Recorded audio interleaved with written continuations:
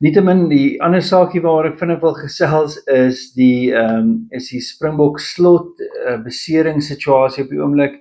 Ek weet Rassie het op 'n week of 2 terug gesê dis nog nie 'n krisis nie, maar ek dink dit begin neig na 'n krisis toe. Ek wil net vinnig deur die lys van name hardloop op hierdie stadium. Is dit dan nou Riley Norton wat by die lys gevoeg is, RG Snyman, John Klein, Franco Mostert, Salman Murad en Lote Jager.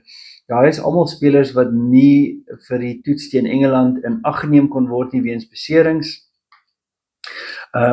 Wie dan in die groep ingetrek is Elrich Louw, wat nou natuurlik meer van 'n flank is. Ek weet nie of Rassie hulle planne het met hom op slot ook nie, en of dit nou maar net is om te cover as Pieter Steff dalk na die slotposisie toe moet beweeg, wat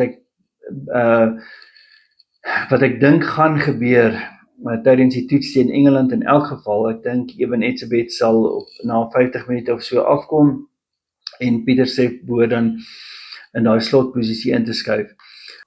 Die ander speler wat terug is in die Springbok groep is Ethan Hooker, en ek is baie bly hy is terug na sy onvoorsiene besering en onnodige besering in sy URC wedstryd vir die Sharks.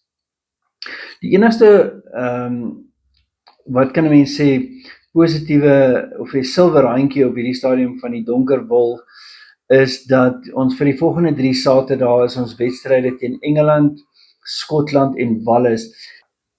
As 'n mens dit in ag neem teenoor die einde van die jaar se Nasie-kampioenskapwedstryde, dan is hierdie sekerlik die makliker deel daarvan. Aan die einde van die jaar sal ons natuurlik teen Italië, maar dan ook teen Ierland en Frankryk speel, en hopelik is ons slotsituasie dan baie beter.